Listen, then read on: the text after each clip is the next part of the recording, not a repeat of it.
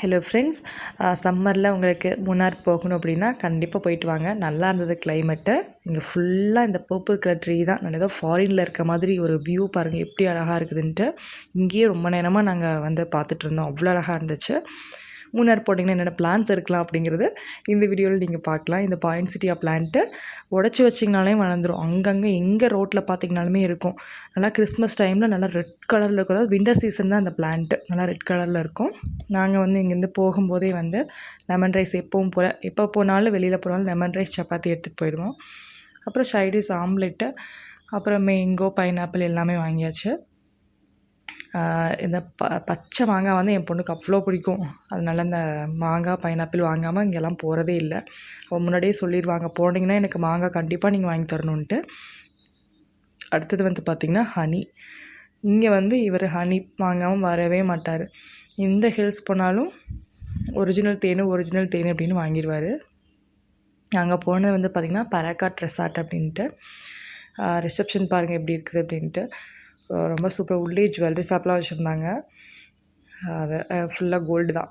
ஆனால் நாங்கள் போய் பார்க்கல. இப்போ வந்து ரூமுக்கு வந்தாச்சு. ரூம் எப்படி இருக்குது நீங்கள் பார்க்கலாம். ஃபுல்லாக ரூம் வந்து பார்த்திங்கன்னா நல்லா ஸ்பேசியஸாக இருந்தது. ஃபஸ்ட்டு உள்ளே ஒரு ஹால் மாதிரி வச்சுருந்தாங்க. அதில் வந்து சோஃபாலாம் போட்டு அது நல்லா பெருசாகவே இருந்தது. அடுத்தது வெளில வந்து பால்கனி இருந்தது. அது பாருங்கள், எல்லாமே இந்த ரூஃப் வந்து ரொம்ப கீழே இருக்குது. அந்த நிலவு வந்து ரொம்ப கீழே குனிஞ்சு போகிற மாதிரி தான் இருந்தது பால்கனி. கொஞ்சம் இந்த ஒயர்லாம் போனது கொஞ்சம் டிஸ்டர்பன்ஸாக இருந்தது. அந்த ரூமுக்கு மட்டும்தான் அப்படி கொடுத்துருப்பாங்கன்னு நினைக்கிறேன். பெரிய ஒயர்லாம் இடையில டிஸ்டர்பன்ஸாக போயிட்டு இருந்தது. கீழே பார்த்திங்கன்னா நம்மளுக்கு தேவையான ஒரு டைஃபன் பேக்கியா நான் வச்சு வளர்த்துக்கிட்டு தான் இருக்கேன். ரொம்ப ஸ்ட்ரகிள் ஆகுது, வளரவே மாட்டேங்குது. இங்கே பாருங்கள், சும்மா கடனுக்கேன்னு கிடக்குது.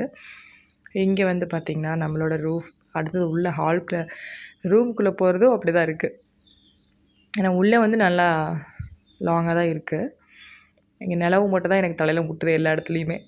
இதுதான் நம்மளோட ரூம். நான் ரொம்ப நேரமாக அந்த அயன் பாக்ஸை தான் தேடிட்டு இருந்தேன். ஒரு ட்ரெஸ்ஸை வந்து அயன் பண்ணாமல் எடுத்துகிட்டு வந்துட்டேன். அதுக்காக அயன் பாக்ஸ் சுற்றி பார்த்தேன். எங்கேயும் அயன் பாக்ஸ் இல்லை.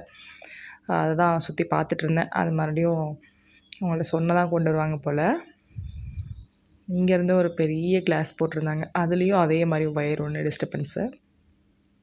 நம்ம அப்படியே ஸ்விம்மிங் பூல் வந்துடலாம்.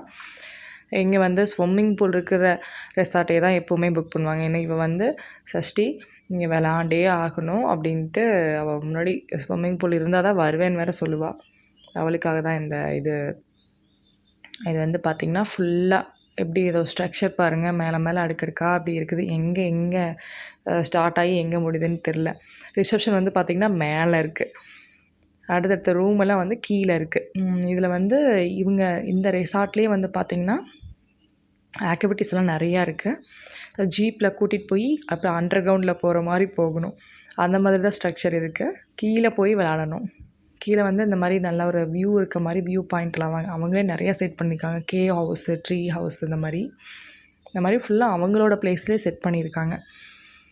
ரெயின் டான்ஸ் பண்ணலாம், ஃபோட்டோ ஷூட்டுக்கு இந்த மாதிரிலாம் அவங்களே செட் பண்ணியிருக்காங்க. இதை சின்ன ஆக்டிவிட்டி கேம்ஸ் இந்த மாதிரிலாம் வச்சுருந்தாங்க. இதில் வந்து வாக் பண்ணணும். அவளும் ரொம்ப அழுதுட்டு எங்களுக்கு தெரியாமல் பாதி தூரம் போயிட்டா. அவருக்கு தெரியாமல் பாதி தூரம் போயிட்டா. அதுக்கப்புறம் திட்டி வெளியே வர வச்சு கூப்பிட்டு வந்தாச்சு. இது வந்து ஒரு கேவ் ஹவுஸ் பாருங்கள் எப்படி இருக்குதுன்ட்டு. ஆனால் பயமாக இருக்குது, எனக்கு உள்ளே போகிறதுக்கே பயமாக இருந்தது. இது இந்த நடு காட்டுக்குள்ளே இருக்குது. இப்போ இந்த இதில் சைக்கிளிங்கும் போகணுன்னா அதுவும் போக முடியல. நீங்களும் இந்த சம்மருக்கு மூணார் போனோன்னா விசிட் பண்ணி பாருங்கள். தேங்க்யூ.